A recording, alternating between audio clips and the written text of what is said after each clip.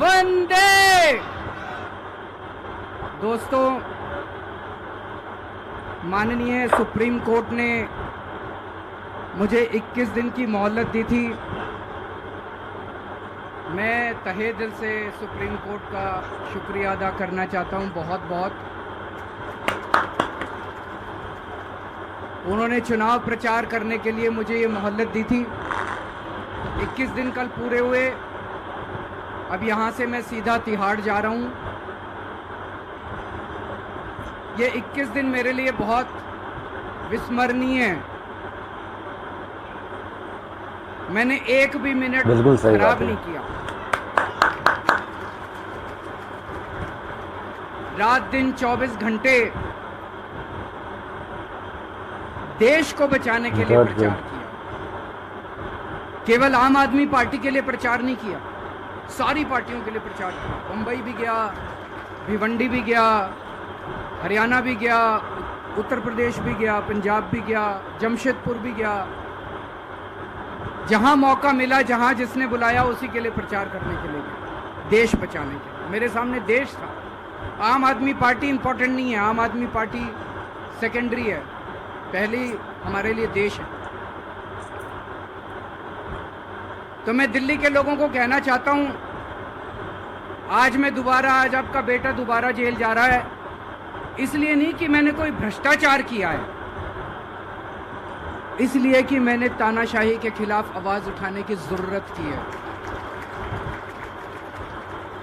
इस प्रचार के दौरान एक सबसे बढ़िया बात यह हुई कि सारे देश के सामने प्रधानमंत्री श्री नरेंद्र मोदी जी ने यह कबूल किया कि उनके पास मेरे खिलाफ रत्ती भर भी सबूत नहीं है।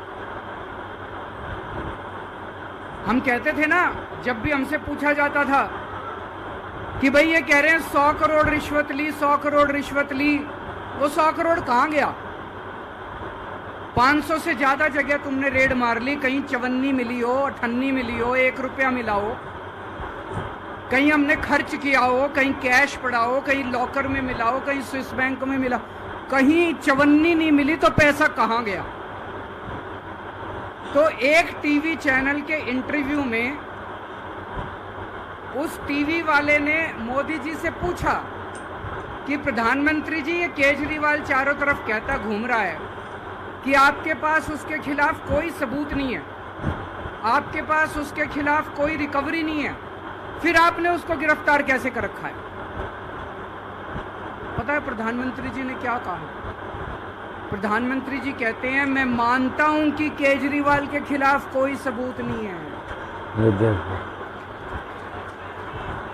मैं मानता हूं कि केजरीवाल के खिलाफ कोई रिकवरी नहीं है, क्योंकि केजरीवाल अनुभवी चोर है।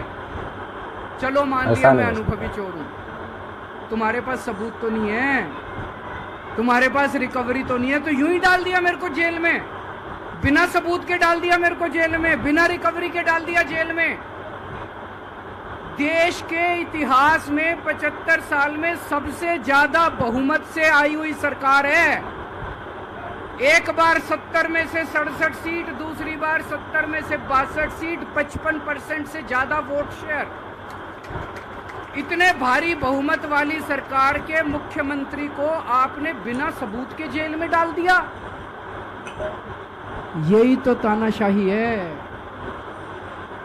कि जिसका मन करेगा मैं उसी को जेल में डाल दूंगा, जिसका मन करेगा उसी को जेल में डाल दूंगा। और पूरे देश को मैसेज दे दिया कि अगर मैंने केजरीवाल को फर्जी केस में जेल में डाल दिया तो तुम्हारी तो औकात ही क्या है, किसी को भी पकड़ के जेल में डाल। इसी तानाशाही के खिलाफ लड़ रहा हूं मैं, और इस किस्म की तानाशाही अपने देश को बर्दाश्त नहीं है। भगत सिंह ने कहा था ना कि जब सत्ता तानाशाही हो जाए तो जेल जिम्मेदारी बन जाती है, सबकी जिम्मेदारी है जेल में जाना, इसके खिलाफ आवाज उठाना। भगत सिंह के चेले हैं।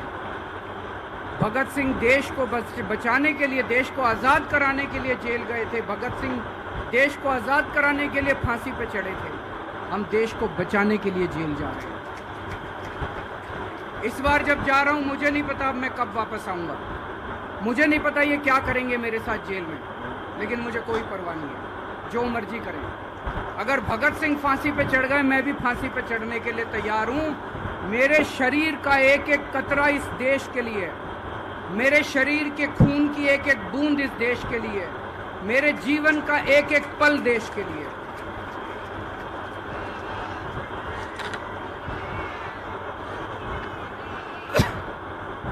अभी मैं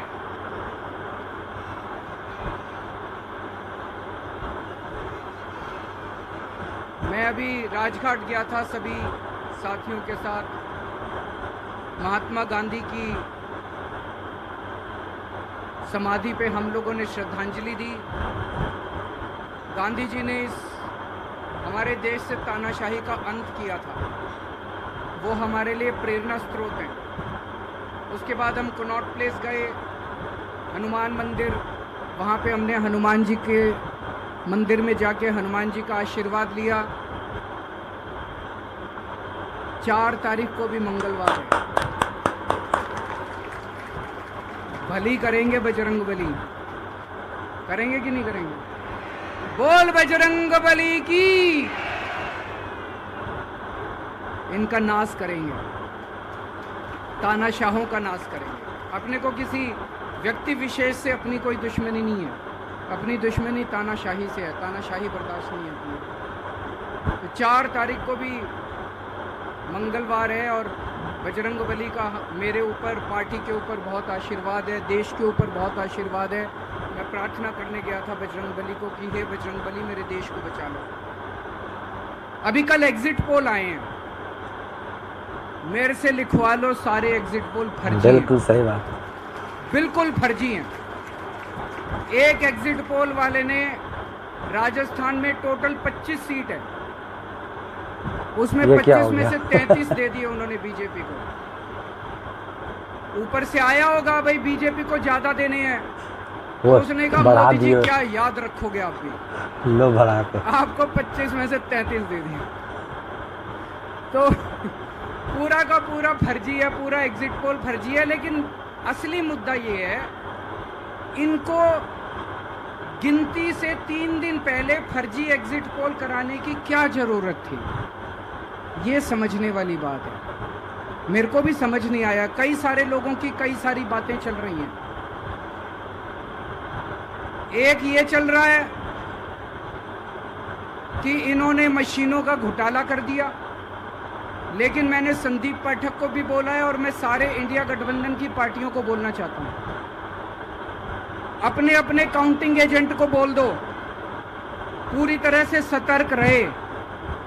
आखिरी तक अगर हार भी रहे हैं तब भी उठ के ना आए। कई बार क्या होता है, 1 राउंड में, 2 राउंड में, 3 राउंड में हार गए तो उठ के चले जाते हैं। उठ के नहीं जाना। सबसे लास्ट में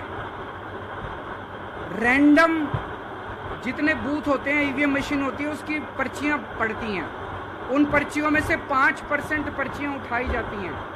उन 5% ईवीएम की मैचिंग वीवीपैट की स्लिप से कराई जाती है। वीवीपैट पे जो स्लिप है उसकी काउंटिंग होती है, जैसे बैलेट पेपर की काउंटिंग होती थी, और उसकी काउंटिंग और ईवीएम की चेकिंग होती है दोनों की। एक भी मशीन अगर मैच ना करे तो वहां चुनाव रद्द कर दिया जाए। तो अगर आपने ये चेकिंग कर ली वहां पे, तो इसका मतलब फिर ईवीएम का घोटाला हम बचा सकते हैं। फिर ईवीएम के घोटाला अगर कर रखा इन्होंने तो हम उसको एक्सपोज कर सकते हैं। तो सब लोगों ने लास्ट तक रुक के, आपका कैंडिडेट हार भी रहा है तब भी आखिरी तक रुक के आपको ये ईवीएम की चेकिंग करा के आनी है, ईवीएम और वीवीपैट की मैचिंग करा के आनी है। एक थ्योरी ये चल रही है कि इन्होंने इतना ज़्यादा सीटें इसलिए दिखाई क्योंकि इनके लोगों ने शेयर मार्केट में इन्वेस्ट कर रखा है, और कल जब शेयर मार्केट खुले तो बम्पर होगा, तो ये अपने शेयर बेच बाच के खुद तो निकल लेंगे। बाकी एक थ्योरी ये चल रही है कि अफसरशाही पे दबाव डालने के लिए अगले 3 दिन में अफसरों से उल्टे सीधे काम कराने के लिए एक माहौल बना दिया गया। भाई आ तो हम ही रहे हैं, तो हमारी बात मानो, उल्टे सीधे काम करो, काउंटिंग में गड़बड़ कराएंगे, सब कुछ करेंगे। लेकिन फिर से मैं कह रहा हूं, अपने को, अपने काउंटिंग एजेंट, ARO, सब RO, सब लोगों को अपने को ट्रेन करके भेजना है और अपने को चौकन्ना रहना है। बाद में हम कहते रहे इन्होंने ये कर दिया, उसको कोई फायदा नहीं होगा, अभी अपने को चौकन्ना रहना है। एक थ्योरी ये चल रही है कि अगर इन्होंने कल ही कम सीट दिखा दी होती एग्जिट पोल वालों ने, तो हो सकता है कि इन दोनों के खिलाफ आरएसएस में और बीजेपी में कल ही बगावत शुरू हो जाती, 4 तारीख तक इंतजार ही नहीं होता उसका। तो कई सारी थ्योरी चल रही हैं, लेकिन अपने को सतर्क रहना है, चौकन्ना रहना है। मेरा अपना मानना है कि 4 तारीख को इनकी सरकार नहीं बन रही है। ये एग्जिट पोल से घबराने की जरूरत ही नहीं है, माइंड गेम है इनका, माइंड गेम खेल रहे हैं। आपको डिस्करेज करने के लिए, डिप्रेशन में डालने के लिए बिल्कुल नहीं जाना। आप उससे जाओ कि आप जीत रहे हो, आप अपने उस कॉन्फिडेंस से जाओ कि आप जीत रहे हो, और आखिरी तक आपको बैठे रहना है, किसी भी हालत में बैठे रहना है आपको। हमें हर एक को लड़ना पड़ेगा।